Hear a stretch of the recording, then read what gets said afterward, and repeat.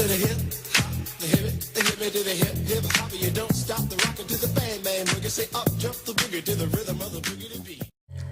With us already possessing the knowledge of metaphor, simile, personification, and alliteration, the goals of this lesson are to add to our knowledge of figurative language by gaining the understanding of 4 more categories, and to identify the use of figurative language when we listen to hip-hop lyrics.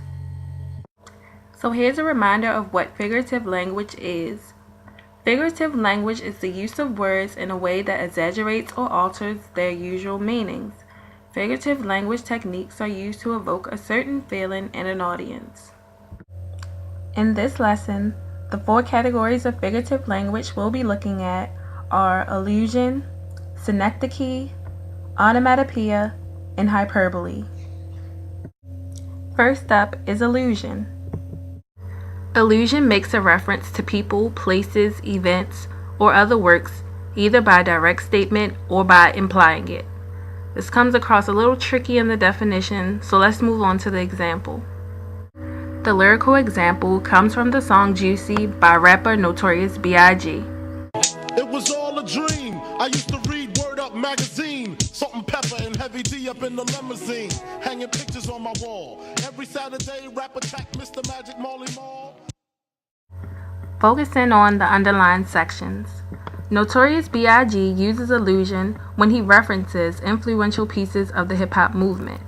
He references famous hip-hop magazine Word Up, influential rap artists Salt and Pepper and Heavy D, and one of the first hip-hop radio shows, Rap Attack, which featured Mr. Magic and DJ Marley Marl. Many poets also use allusion when referencing other works or other poets. Next up, we have synecdoche. Synecdoche is when a term for the part of something is used when referring to the whole, or vice versa. This is one that comes across as very confusing with just a definition, so let's get into the example. The lyrical example is from the song Heard 'Em Say by rapper Kanye West.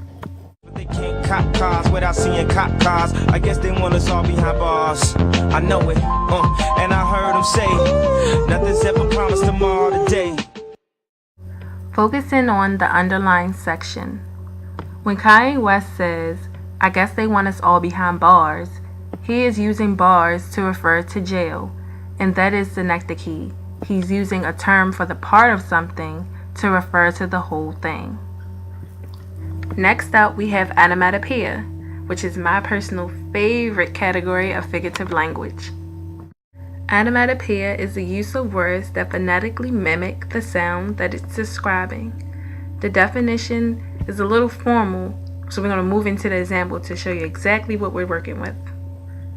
The lyrical example comes from Nicki Minaj's Roman Reloaded.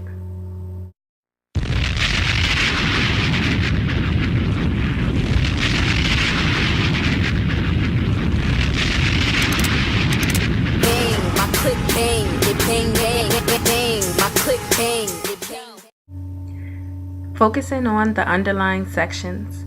Bang is an example of onomatopoeia. The easiest way to understand onomatopoeia is to think about it as a sound word. It sounds like the sound that it makes. Bang is the word and bang is the sound. Take a look at this.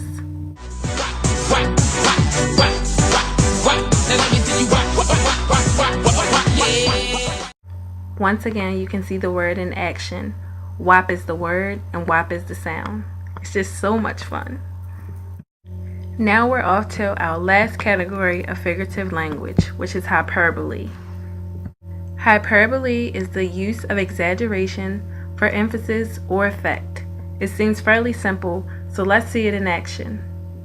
The lyrical example comes from rapper Jay-Z's song, Who Gon' Stop Me? Who gon' stop me, huh?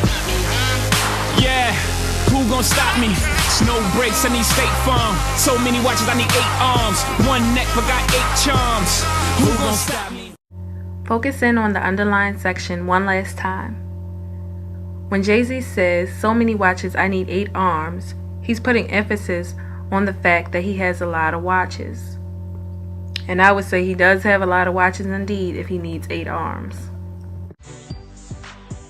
And that's the end of our figurative language lesson. You now have 4 more categories of figurative language to add to your book of knowledge. I hope this gets you excited to move on to the next stages of poetry. Thanks for watching.